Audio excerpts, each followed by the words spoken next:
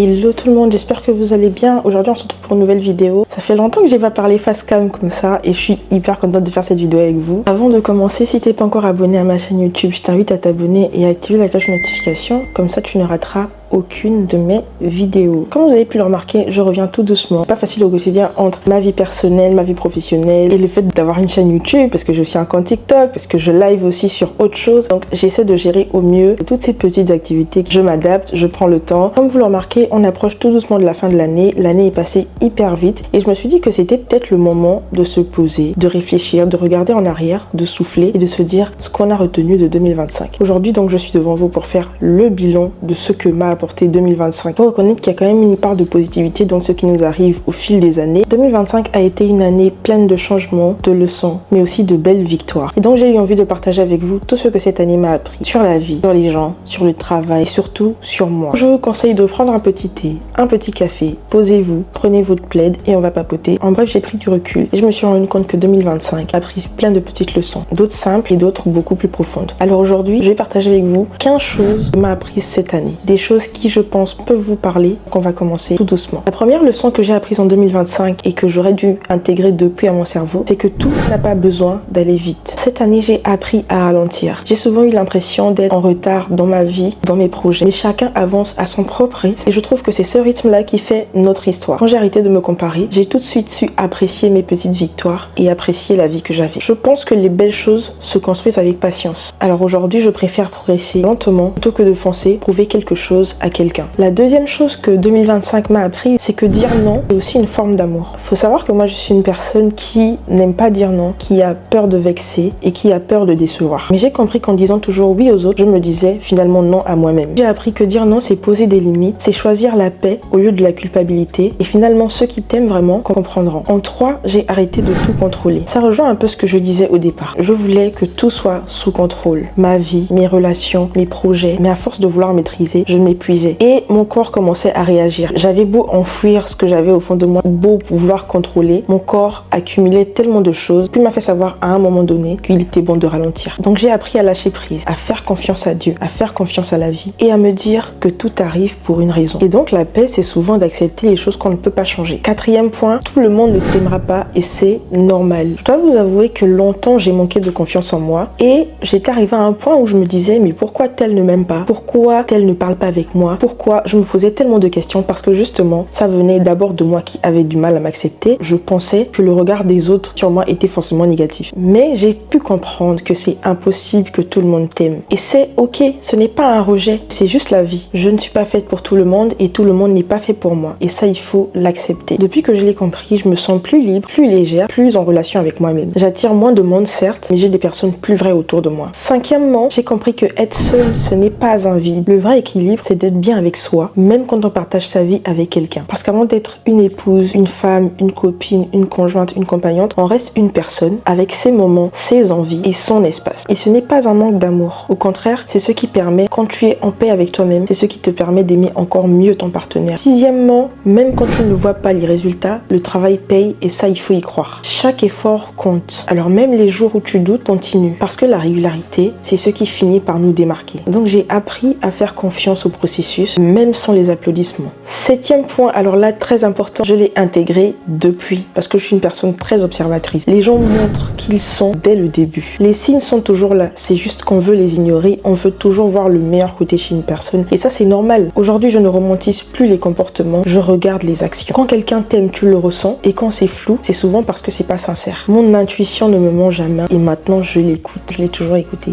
un peu, mais là, je l'écoute encore plus. Huitième point, j'ai appris, il est important de prendre soin de soi et ce n'est pas égoïste. J'ai compris qu'on ne peut pas tout encaisser sans jamais se poser. On vit tous des moments où la tension, le stress ou la fatigue prennent le dessus, mais il est important de se recentrer. Prendre soin de soi, ce n'est pas fuir ou être égoïste. C'est juste pour se rappeler qu'il faut savoir s'arrêter. Pas parce qu'on est à bout, mais parce qu'on mérite aussi de souffler. Se recharger, c'est aussi une façon façon d'être plus présent pour les autres. 9e point, c'est que le silence est une réponse. Avant, je voulais absolument tout expliquer. Pourquoi je prends des vacances? Pourquoi je ne viens pas à une fête? Pourquoi il faut que je reste chez moi? Je voulais absolument tout expliquer. Maintenant, je laisse le silence faire son travail. Quand tu arrêtes de te justifier, tu reprends ton pouvoir. Le silence protège, libère et finalement il soigne. Tout n'a pas besoin d'être dit, surtout quand ta paix est en jeu. 10e point, j'ai arrêté d'attendre que tout soit parfait pour me lancer. La perfection m'a souvent bloqué. Aujourd'hui, je préfère l'action à l'attente. J'ai compris que la clarté vient en avançant et pas en réfléchissant trop. J'apprends, je rate, je recommence et c'est ok. 11e, la discipline bat la motivation. Il y a des jours où j'ai zéro énergie, mais c'est la discipline qui me garde en mouvement.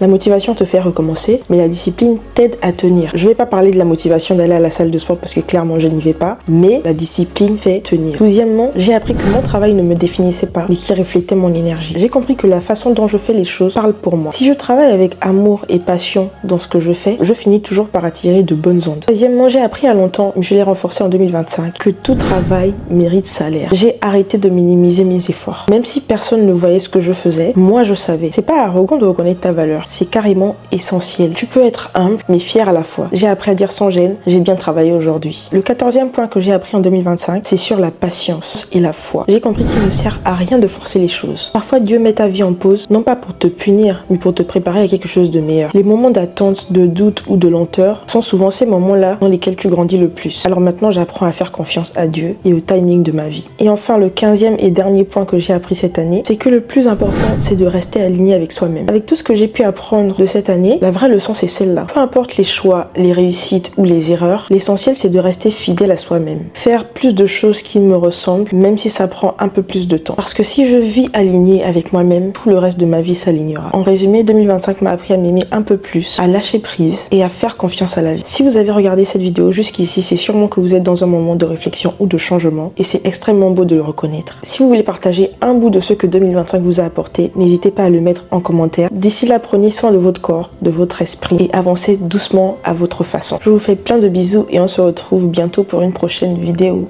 Des bisous!